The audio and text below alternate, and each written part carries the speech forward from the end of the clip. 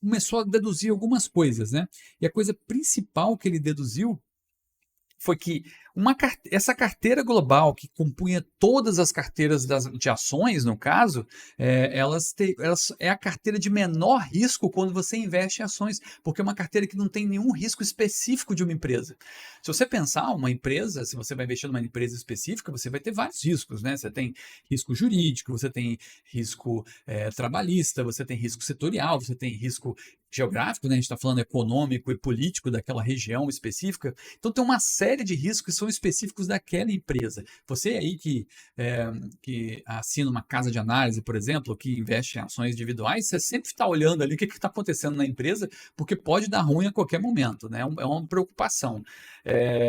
Então esse risco específico, ele percebeu, cara, se todo mundo investisse nessa cesta de todas as ações mundiais, eu teria o menor risco possível no investimento em ações, porque eu teria só o risco sistemático. Você não tem o que fazer, você precisa absorver esse risco.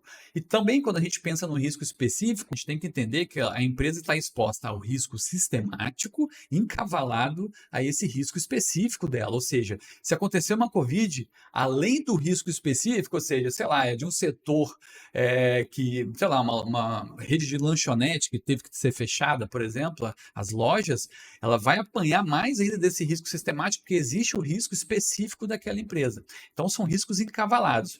Bom, e o que é interessante nisso? Então, o Sharpe percebeu que a melhor carteira, né, a carteira mais eficiente, a carteira que você correria o menor risco, é se você investisse em todas as ações, né, no caso do que a gente está falando, ponderadas por capitalização, porque é o mercado que deu esse valor, e você só correria o risco sistemático, ou seja, só se desse ruim para todo mundo, e aí não tem como você fugir mesmo, que aí realmente você teria uma redução ali do seu retorno, teria as quedas e etc. Então tá. Então guarda isso, porque a primeira coisa mais importante que você tem que entender sobre índices é isso: é que quando você investe numa carteira altamente diversificada, você está correndo somente o risco sistemático. Tá? E o interessante desse risco sistemático é que ele pode ser decomposto. Por exemplo, se você está querendo investir de forma mais ampla possível no risco de ações, a melhor coisa que você tem que fazer é comprar o nosso amigo TSM, Total Stock Market, porque são todas ações globais.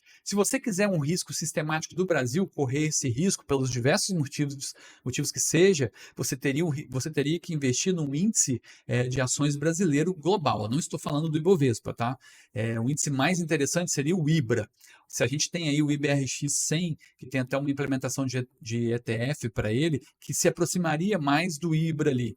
Mas o Ibovespa ele é muito concentrado, então seria mais interessante um índice mais amplo como o IBRA. Você, se investisse no IBRA, você estaria correndo risco sistemático do Brasil. Então dá para decompor.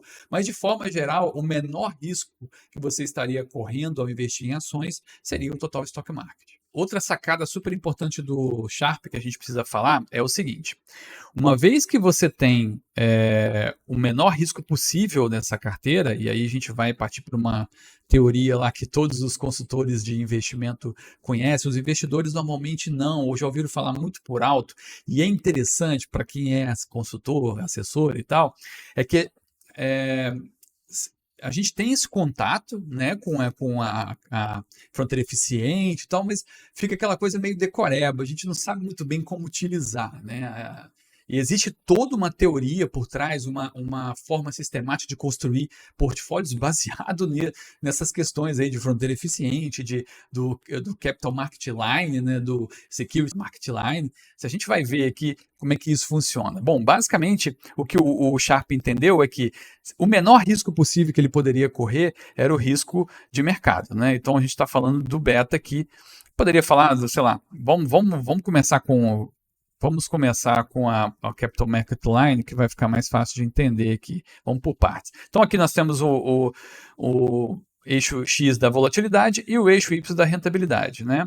Seguindo aquela ideia de fronteira eficiente, o Sharpe encontrou que o melhor portfólio que ele poderia ter investindo em ações seria investir no mercado. Então, vou botar a volatilidade aqui do mercado, e aqui a rentabilidade e a volatilidade. Muito bem, esse é o ponto aqui onde ele teria o menor risco possível investir em ações, com a menor volatilidade possível e a maior rentabilidade. Tá?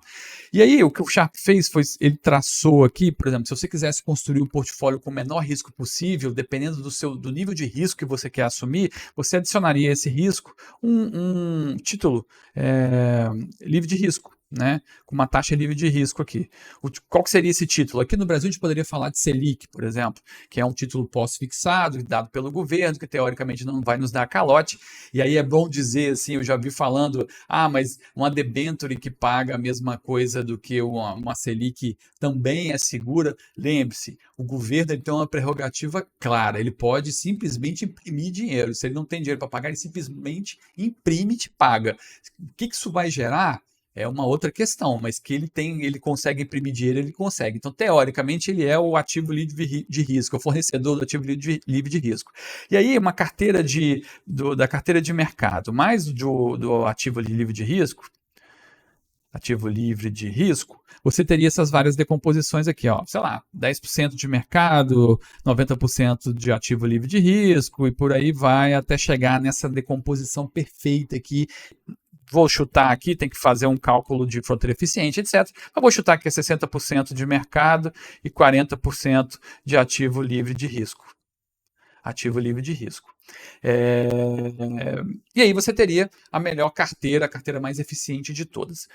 Então, essa é a tal da Capital Market Line, e a gente poderia falar da Security Market Line, que basicamente leva o beta em consideração, mas eu não vou entrar em muitos detalhes disso, porque o que a gente precisa entender é isso. Se você for pensar, olha só, se você for pensar no melhor portfólio para você dormir bem, e se você quiser investir só em ações e em renda fixa, né, é claro que você poderia colocar todas as classes de ativos que existem, né? Na verdade, quando o Sharpe falou de mercado, e aqui eu estou fazendo uma licença poética, porque eu estou falando de ações, mas quando o Sharpe falou de mercado, ele falou de todo o mercado investível, o que está nas bolsas e o que não está. Então, a gente pensa em todo o mercado mundial de imóveis, em arte, em tudo mais.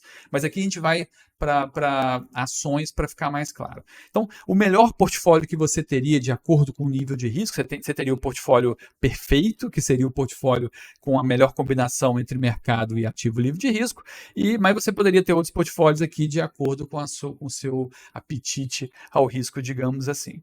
Então, se você quer dormir bem, se você quer ter uma vida tranquila, investido só em ações e em títulos, o que Sharpe disse, o que essa teoria diz é que você deveria investir num índice global de ações, o Total Stock Market, e no que para você é um título livre de risco. Então, pode ser que você não queira investir no Brasil, você pode investir, por exemplo, no índice global de renda fixa, só focado em títulos governamentais, por exemplo, só de países desenvolvidos. Aí depende, esse ativo livre de risco, ele tem muita... É claro que existe uma teoria básica, né, que é um título altamente líquido e que você não tenha risco de crédito, mas variam, né? Às vezes você pode dizer, não, cara, o que o mundo mais acha hoje é que o ativo livre de risco primordial são títulos americanos, né? Então, poderia ser isso, ou você poderia considerar o Brasil, você poderia considerar os títulos dos governos de países desenvolvidos e etc. Mas você montaria uma carteira com isso, ativos globais, né, o Total Stock Market de ações e um ativo livre de risco. Essa seria a carteira que você poderia dormir bem. Você não precisaria ficar se preocupando se estava pesando o seu investimento em alguma ação específica ou em algum título específico, etc. Use os dois que você teria o portfólio aí, entre aspas, perfeito.